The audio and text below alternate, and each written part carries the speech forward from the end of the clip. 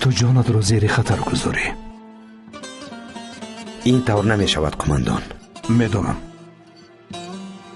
ولی دوستانی تو همان قدری که تو خوب هستی آنها هم خوبند. ما قماندان ها برای آن وجود داریم که تهدید خطر را کم کنیم. چطور این کارو کرد؟ چطور؟ همش از تاثیر دارو است. همون دارویی که به بدن او وارد کردن. تاثیر مواد مخدر، پلیت ها، رزیل ها. آتش خدا جزایشان را دهد. آتش نزلی حالا با آدمان نزدیک خود احتیاج دارد. او حالا به مادرش احتیاج دارد، به من احتیاج دارد، به دوستانش احتیاج دارد. آتش نزلی به تو احتیاج دارد. فهمیدی؟ شما تنها فرمایید قماندان.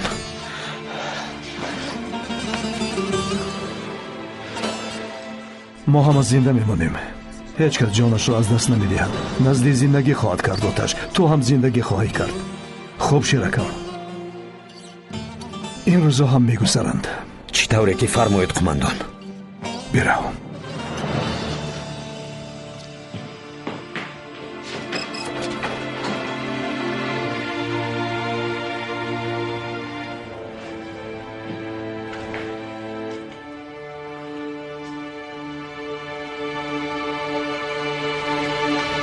سلام، ما نزلی کجمز را می جویم. حجرهش در کجا است؟ او امروز آمده بود. بله، قصد خودکشی کرده است. در آخر راه رو حجره طرف چپ. تشکر.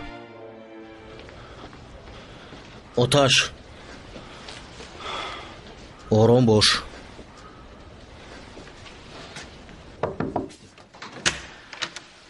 در آمدن ممکن است؟ بیا یوز، بیا.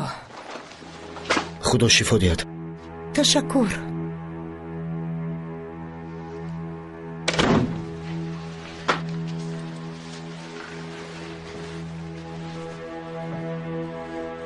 ما رو ترساندی.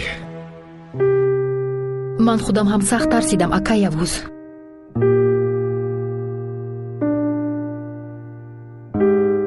گمان کردم که دیگر هیچگاه به خود نمی آیم. نسلی دختر جان، این طور نگوی. تو حتما صحت میشوی. این خیل نگوی. دیگر این کار رو نکن. خوب؟ من این کار رو به خواهش خودم نکردم.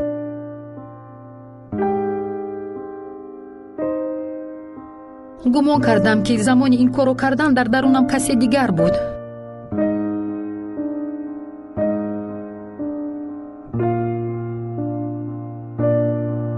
تو چطور هستی؟ خوبم.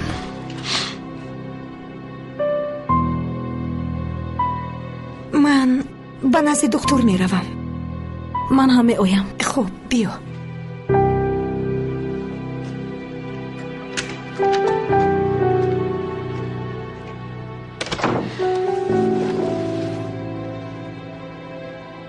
می توانیم کمی صحبت کنیم؟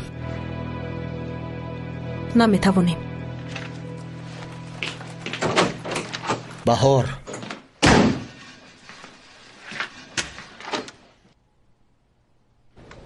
بهار، یک لحظه. بهار، بهار. بله البته. بهار گوی داد زن خودمون رو شرمنده کن. ببخشید. ما باید گفتگو کنیم. گفتگو کرده این مسئله رو حل کردن لازم. آها، معلوم می شود که ما این مسئله رو حل میکنیم. تو با گمانم نفهمیدی. ایستو من میفهمونم. من دل شکسته شده تو رو انتظار میشوم. تو یک گلی پژمرده رو آورده به من میدهی. میگویی که ببخش جونم، من باشم اون گل ها رو از دست تو میگیرم. همین طور؟ سفسطه نگو بهار، التماس. هر گپی رو که من گویم تو اون رو سفسطه میگویی. من حسیاتی تو رو میفهمم.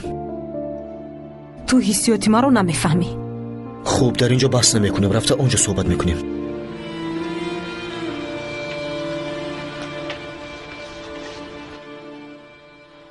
نزلی،